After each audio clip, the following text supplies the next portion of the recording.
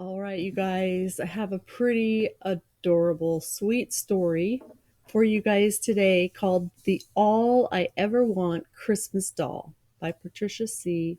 McKissack.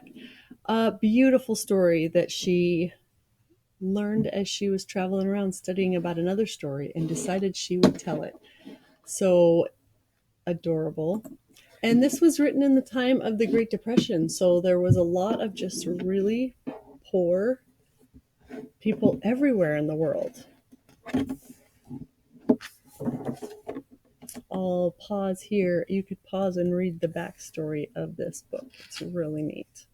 The All I Ever Want Christmas Doll, written by Patricia C. McKissack, illustrated by Jerry Pinckney.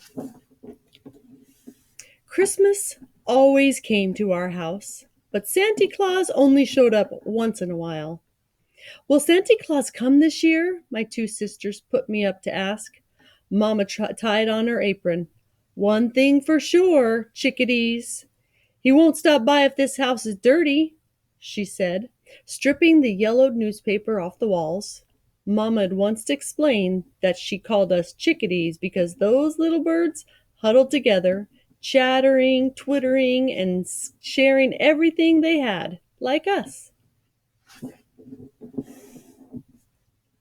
Filled with excitement, we began stuffing the cracks and tacking up fresh paper that would keep out winter winds, making our house ready for Santa Claus. But I sure didn't want to throw away the page from the Pittsburgh Courier with the Baby Betty doll advertisement on it. Each night before falling asleep, I'd imagined us playing together. Baby Betty is all I want, ever, I announced the week before Christmas. Stop, Nella, shouted Eddie Beatrice, who never let me forget she was the oldest. We're in a depression. Why, you wishing for something you ain't never gonna get.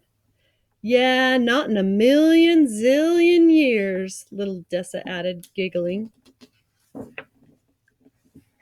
I flat out refused to give up on my dream.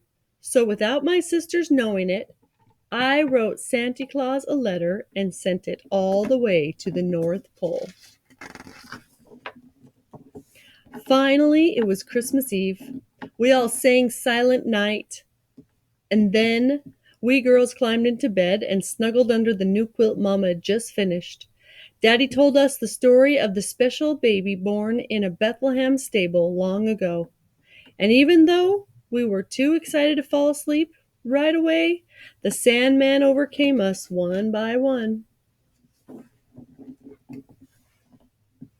We were awake at dawn. It's Christmas, Eddie Beatrice and Dessa shouted. I leapt off the bed, bubbling over with excitement. It's Christmas! Mama and Daddy stirred from behind their sleeping curtain. With little mice girls, what little mice girls are disturbing folks before the day is morning, Daddy grumbled, pretend acting angry. Merry Christmas, chickadees, Mama said, giving us each a sack filled with English walnuts, a peppermint stick, an orange, and a box of raisins. It was the most Christmas I'd ever had. Daddy held one last package behind his back. Merry Christmas, daughters, he said as he presented it to us. There before us was a real store-bought, brand-new Baby Betty doll. The color of chocolate with rosy cheeks, black curly locks, and thick eyelashes. She was a million times prettier than I could have imagined. Ooh, cooed Eddie Beatrice. Oh, Dessa giggled. And she's mine, I declared. Dessa grabbed Baby Betty's leg. Eddie Beatrice elbowed and snatched the doll's arm. No, I'm the oldest, she cried. Mine, Dessa wailed. Me, I shouted. No. We tugged and yanked and shoved and pulled until Daddy separated us. Eddie Beatrice Pearson, Laura Nell Pearson, Odessa May Pearson, he said. When Daddy called us by our whole names in birth order, we knew we were in trouble. So we shut up and stood shoulder to shoulder. Gathering us within the circle of his arms, he scolded, "3 times shame on you for fighting over a Christmas gift." He looked at us with disappointed eyes. "I have chores to do. Work this out and no more squabbling." When the door closed, Mama turned to us and raised an eyebrow. "Okay, chickadees, fix it," she said, and then she walked away, holding onto my doll. I spoke right up. "Who wanted Baby Betty the most?" "You did," Dessa and Eddie answered grudgingly. "And who said it was a silly dream about something I could never have in a million zillion years?" "We did." "And who never gave up and wrote a letter to Santy?" "You did. So who do you think Baby Betty should belong to?" Eddie Beatrice shrugged. "You, I guess." Little Dessa nodded. When Mama heard we were all in agreement, she handed me Baby Betty, and the doll's eyelashes fluttered. "You are all I want. I don't need anything else," I cried. "We'll see," said Mama. After I ate and dressed, I had the whole day to play with my new doll.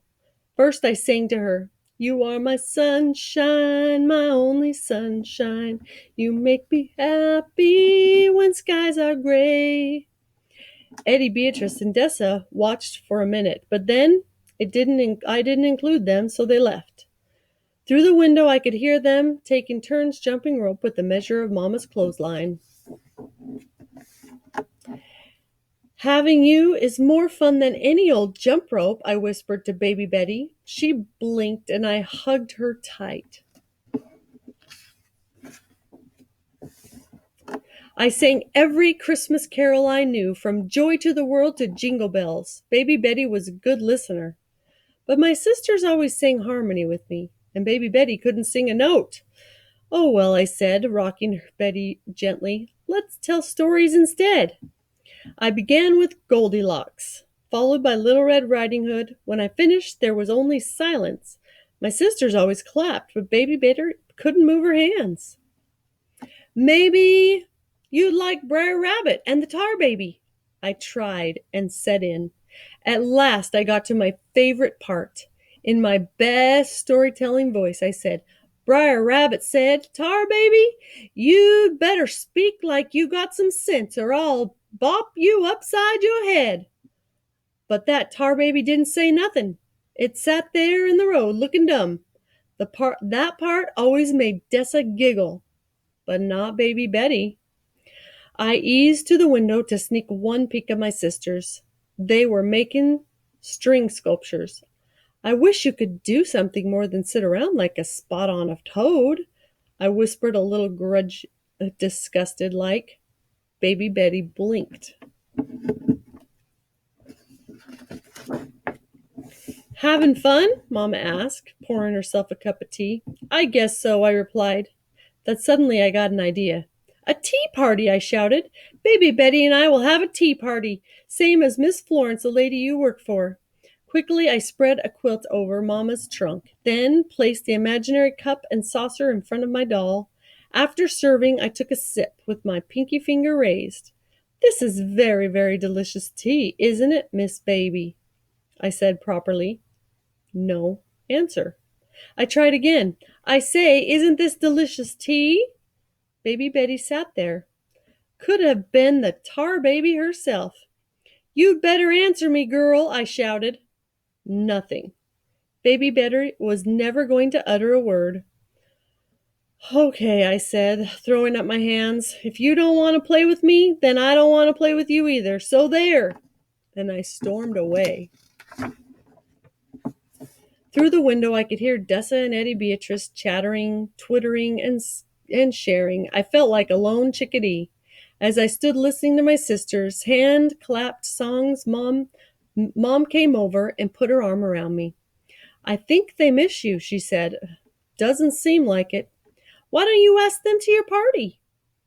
"I don't think Baby Betty will mind." "You don't?" Mama just smiled. I didn't have to think about it long. I grabbed the doll and rushed outside.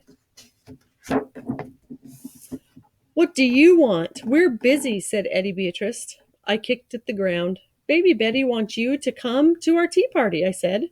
"She does?" Dessa asked. "Mm-hmm," I said. My sisters looked at each other. "Who would get to pour the pretend first tea?"